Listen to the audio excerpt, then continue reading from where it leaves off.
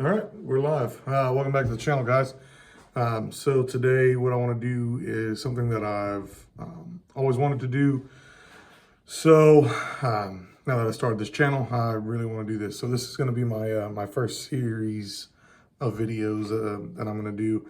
I really enjoy when channels that I've watched in the past do series of things, whether that be gardening, prepping, whatever, whatever you're watching.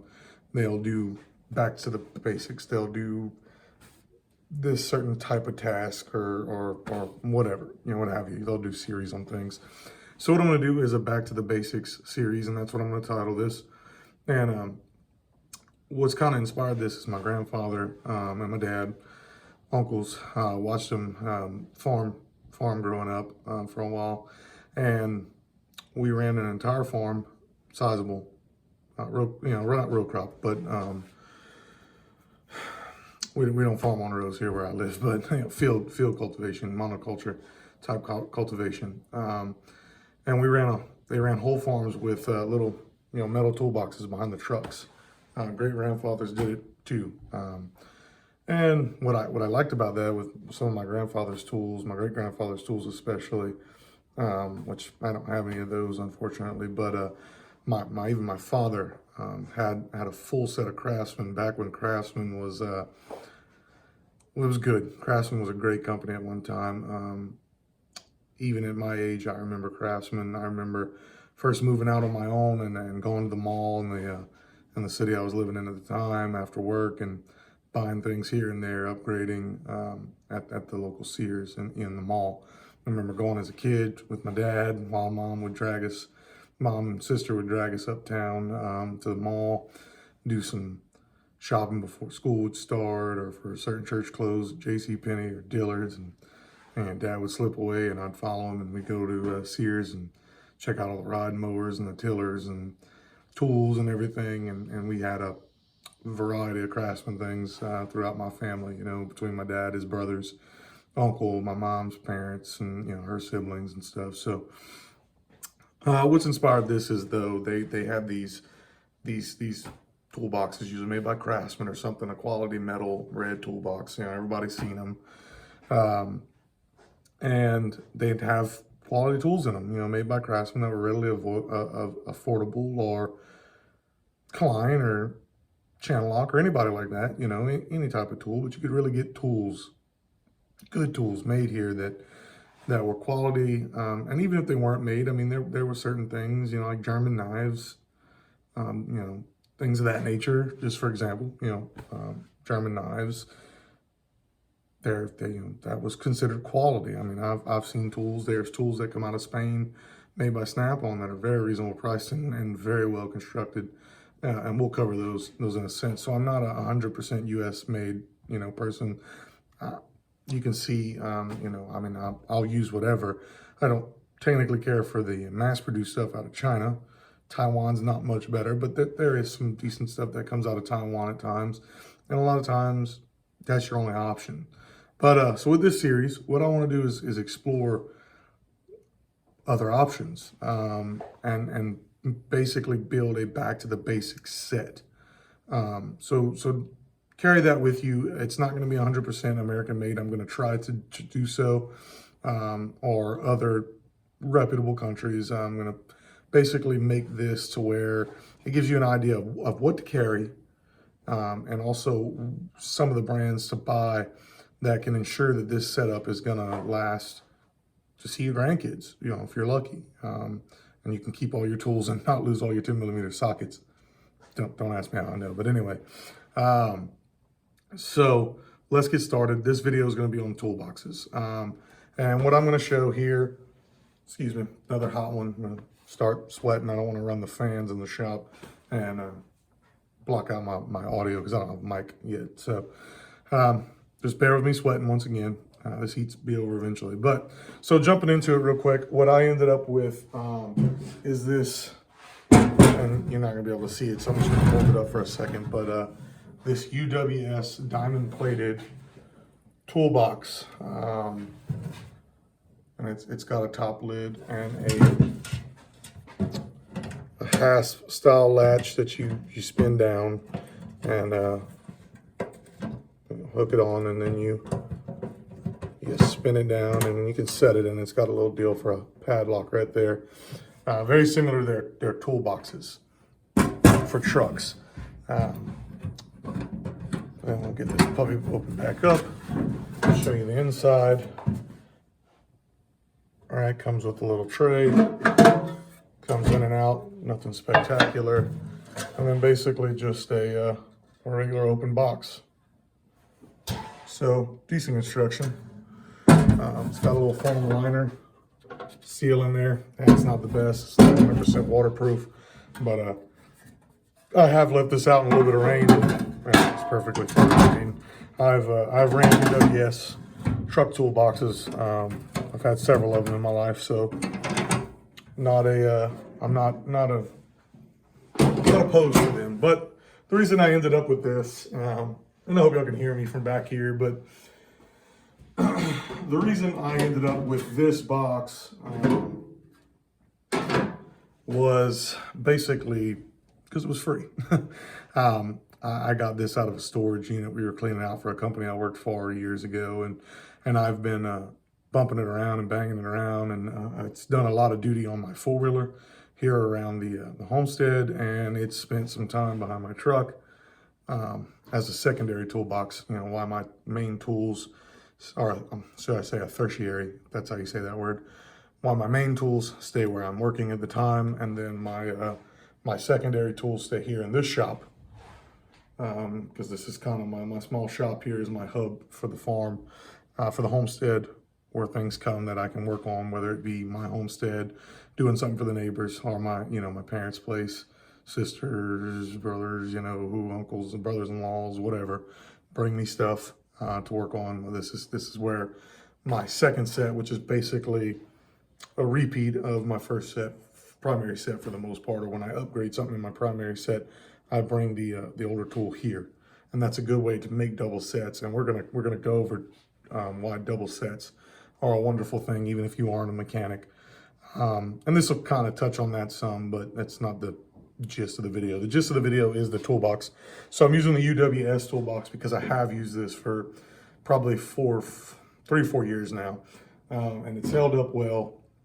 It's model number, I think, is 004390504. Don't quote me to that. If I can figure out how to post a link, I will. If not, I'll pin it in the comments. I do know how to do that. So, but this is assembled in the USA. So I'm sure they get their hasp and clips and rivets overseas. I'd imagine they may get the diamond plate local and just bend it out. And then, bend the box and put it together. There's not a whole lot of fabricating here. So I would have, typically when it says assembled in the US, it's actually, for the most part, made here, unless it's like a truck tractor or something. They'll encrate them and bolt them together. It's not really made here. But when I've found in my research, when it comes to simple things like this, simple constructed things, they'll assemble it here, which is basically they make it, and it's just with global materials. And I'm from what I understand, and I did call somebody at UWS and talk to a customer service rep. Didn't sound like they knew a whole lot, but from what they told me, that's what I gathered with this. So don't hold me to it, but I did do my diligence, and I did reach out to the customer service department. So anyhow, I've got a couple of notes, so bear with me. I'm gonna read off of my one of my recent purchases, a cheap drill that I'll be reviewing, but I wrote on the back of it, so bear with me. Some other toolboxes that you guys can look into, and I have been around a couple of these. So naturally, if you can find an old Craftsman toolbox that's in good shape at a garage sale or a yard sale, jump on them. They had sets that were the cantilever style boxes that would open up at the top, and they almost look like a tackle box. A couple rows would come out this way, 2 tiers, and then you had a big box. And they have the standard tray that comes out. They've had some that open like a true tackle box, and just the tray comes up automatically with it, or 2 trays. They have the little metal set boxes that can You can put socket sets in, they're real thin. I know you've all seen them. Proto still makes that. That's about the only one that I've seen that makes it in the States. And out of metal is Proto that still makes that. They also made some that the top open and they had 3 drawers that you'd slide out underneath them, and you could double latch them and put a little lock on them. But that's what I'm talking about. So if you can jump on an older Craftsman, please do. To my knowledge, I don't think they're making any of them in the States. If they are, they're making a couple of them with globally sourced materials, just about like everybody.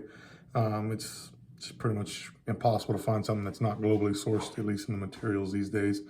And if you do, you're going to pay dearly for it, and that's not the gist of this video. I wanted to get the best bang for my buck with this, and I want to show the best bang for your buck, whether you're in the city, in the suburbs, you have a hunting lease or an not off grid, but a hunting camp or a fishing camp or just recreation property, or you raise a few animals, or you just like to tinker and you know, you got a 1/4 acre yard in suburbia and you like to work on people's weed eaters and stuff. That's what this is for. It's just building a basic set. So first one would be one of my favorites, and one I do have some experience with, the Proto cantilever box. It's an 18-inch. It opens up, and you have 2 sets of trays that come up with it, and you can store it in the bottom. Part number to that is J, as in James 9951. I have been around one of those. My buddy was an aircraft mechanic, and they had a Proto style box like that, and man, it held up great, and it held everything they had. And if you know any aircraft mechanics, they have a lot of tools that a lot of them have to be inspected and checked, because all that's very regulated, and it's all high-end nice stuff that lasts, that holds up, because it has to hold its rigidity and its calibrations and everything, and its shape and form, and hold up to abuse of regular mechanic work, and still be machined almost perfectly for inspections when it comes to working on aircraft that, you know, people are in the air. You can kill them. That's understandable. It's really cool, actually, that they do that. So that's this box. You will have to search online retailers or local retailers, their distributors, and they'll give you you can get a price from them. It'll vary. They make a 20 and 3/16 inch general purpose 3-drawer box. That's the smaller, about that deep or so box. On top, you can about fit a couple ball peens or something height-wise in there. And then it has 3 drawers, and the bottom one's about the same size as the top, and then there's 2 smaller ones for, say, combo wrenches to be laid flat, punches and chisels. You probably could slide one of those kit boxes into it, holding a 1/4 inch or a 3/8 inch drive in there. So that's that one, and that's again J9993, if I didn't give that number. So the next one would be the Carpenter's box. That's also made by Proto.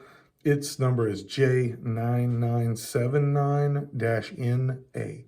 So that's James 9979-Nancy Abel. It's a 32-inch box, but it's 8.5 inch deep and 9.5 inch high. So they call it a Carpenter's box because it's longer to carry levels and framing squares and saws, I guess, and things of that nature.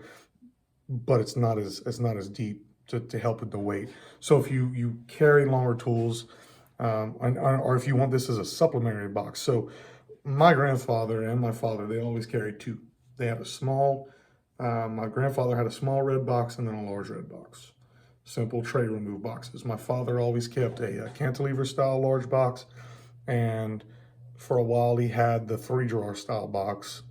And then that got stolen from him one evening, and he went to a small Proto box with just a tray.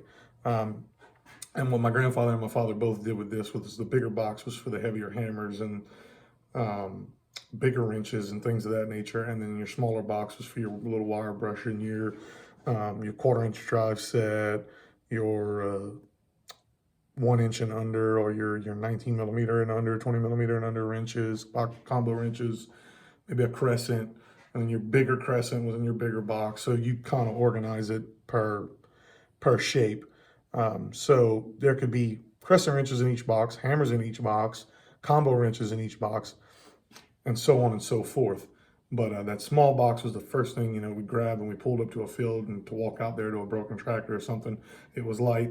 It had smaller stuff, but it had a wide variety of stuff in it, and more than likely 75% of the time you can get it done. And then once you got out there, got your bearings, knew what you needed. Oh, I need the bigger stuff. I go back to the truck, grab the big stuff. Then we have both boxes out there, and we get to it. Or, you know, that's how that worked. And then when we were in the shop, you know, we had bigger boxes and workbenches with stuff on them. So big projects came back to the shop. But for field work, those two boxes handled everything very well for us. So that's these two boxes. So that carpenter box can be used as a add-on with this cantilever box, or the 20 and 3/16 general purpose box. So going on, the other two, these are, of course, these boxes are made in the States, the Protos, and these two snap-ons I'm about to give you. I don't feel as if the snap-ons are worth the money. I mean, you're looking at a KRA24 part number, Karen Robert Alpha 24. It's a 19 7/8 box by 7 3/4 by 7.5. It comes out to 154 square inches of space, and it'll run you $395, right? But made in the States, and that's U.S. steel. I know that, and it's Snap-on is a great company. It doesn't matter what any hater says about them being overpriced. Hey, I agree with you. A lot of stuff is overpriced, but from what I know and experiences that I've had talking with people that have worked in the corporate side and have driven trucks for them for a long time, it's a great company. They put that money to good use. They do take care of their company. I mean, they're like any other big company. There's going to be stories out there of them going out for profit, or, you know, not caring or cutting benefits. I mean, every company does that, but for the most part, you know, they do nice things for their employees when they can and within reason, and they take care of the workers. It's a place you can go work and retire from what I gather. So if you have the disposable income and you want to go for that, that's fine. But both these boxes are just plain red boxes with the removable drawer. They don't make a cantilever or a 3-drawer. Blue Point does, and it will be on their website, but it's all made in China, and it is not worth what they want for it. Okay, Blue Point and I have a different relationship. Okay, we butt heads. So, but we'll cover that down the line. Anyway, so Karen Robert Alpha 25 Danny KRA25D is the other box. It's a 20 7/8 by 8 3/4 by 8 3/4, and it comes out to 180 square foot for $495. So not much square footage increase for $100. And then we throw in some honorable mentions here. Plano, the fishing tackle box brand, they do make general purpose boxes. A lot of Plano stuff is made right there in Texas. I've had, it's not back there, but I've had god awful amounts of Plano tackle boxes, and they've rotted out on me eventually, but that's just because they were left in boats and they lived outside, and they spent a living in the sun and with old nasty baits and hooks and rust in them and stuff like that. So they held up well for lack of care. I will give them that. So if you just need a general purpose type box for a little 1/4 set, jump bag, or put some certain materials in, that's something else we'll be covering. You can see right here my Craftsman boxes. I have several of these boxes set up, and that's Christmas decorations and small engine stuff and painting supplies. I have all my different things broken down into categories, and we'll go over that one day. Prepping type, I say prepping, pre-setting out things. So when I know I want to paint, I come get my paint box, I go in the house, the barn, wherever, and I pull my painting job off. So you can use these little Plano boxes like that. Another one would be Stanley Fat Max. I know you've seen the Fat Max tape measures. They're great tape measures, affordable price, made in the States. It seems like, from what I understand, Fat Max is kind of one of their lines. Stanley is the brand, and that's one of the lines within Stanley, and they make a lot of stuff here local. It's an all polymer box with just a single tray.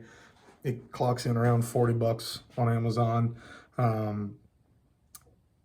Don't know, never been around them. I've been around a lot of Stanley stuff and plastic, cheaper junk. They're kind of where I throw them at, but Stanley Proto is the biggest tool manufacturer in the world, and there's a reason. You know, they do a lot overseas, and they do a lot at home. People don't realize that. They own a lot of brands. obviously, all those proto boxes I just talked about, it's still owned by Stanley, and so they do make those in the States. So keep that in mind. I mean, it is what it is, but they're not a god awful company. Usually, what you general public ends up getting their hands on, they found at Lowe's or Walmart, and it's the China junk, the cheaper end stuff. That's why it's in those stores. But if you actually go out to the supply houses or a tool house or use a tool dealer, if you can lucky enough to find one, then they're going to have the better end stuff, the commercial end stuff, the industrial stuff, and they make great stuff. Proto is great stuff, which is Stanley, and Stanley Professional was great stuff.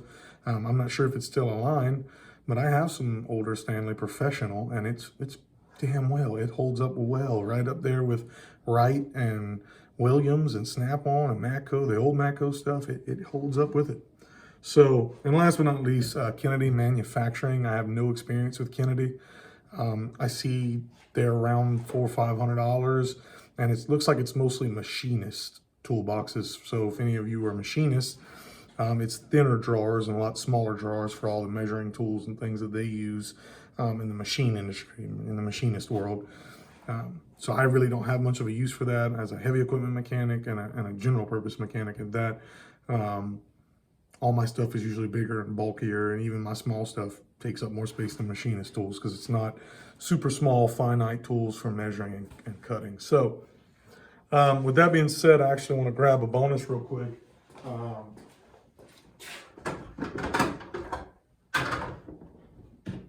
I didn't realize this until I started the video, and I happened to turn around back there to point at my Craftsman boxes, and I noticed this Hyper Tough box, which was a Walmart brand, and I think it has recently been, as this video is being made, it has recently been replaced with Hart, but Hyper Tough might still be in Walmart's. I think it is, or it's going on its way out, or they're going to carry both. I'm not sure, but I know that's where I picked this up, and I just picked up this 16-inch Hyper Tough toolbox, and you can see right there it says made in the USA. So, and it's a decent little box. It didn't come with a tray, but I have sealant in here, tape and great stuff and things of that nature. And it has some deals that flip up like a tackle box, and they store on the outside. And I've had this a little while, probably a few years, and it doesn't get super heavy use, but I don't know how it would hold up as a day-to-day toolbox, but as a supplementary box for something like I use it for sealant. It only carries tape and great stuff and JB Weld and silicone and things that I need when I need to seal something up. I come grab this box. Or if it was just 1/4-inch set, when I need to use 1/4-inch, I come get this. Or when I need certain small engine tools, I come get this. You know, so if you're using it for that type of box, I think it's going to hold up well. It's been serving me well.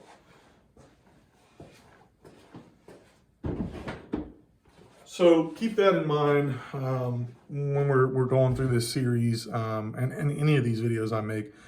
I'm big on using the right tool for the right purpose, and I can take that Hyper Tough box with no tray, and I can pack it overweight with any kind of tool I want out of my bigger box and haul it out in the field, and it'll break in 6 months, and I can just automatically assume that everything I ever touch from Hyper Tough is junk. That's incorrect.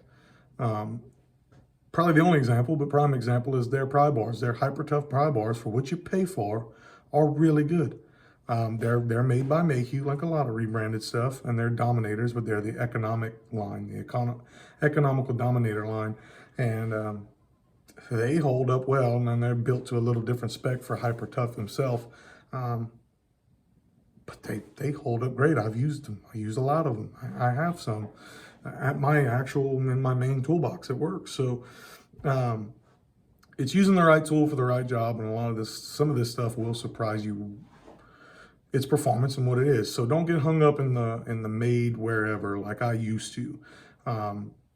Everything has its place, and as long as you're using the tools correctly, they're going to function for you. And if they don't, then they're junk. But they're not junk if you go out and abuse them and use them incorrectly. So to recap, beginning our big back to the basics. We covered the UWS toolboxes, what I'm going to be using for this series. And I gave you guys a great list if that's something you all want to go get out one day and pick you up one of these good toolboxes. And then stay tuned for more videos as I'll be covering in videos individual components going in here and what I decide to put in here. So my hammer choices, my wrench choices, my socket choices, and so on and so forth until we get this completely built out. And then we will we'll use it a while, or I'll use it a while, and report back on it. So thanks for watching, guys. Have a good one.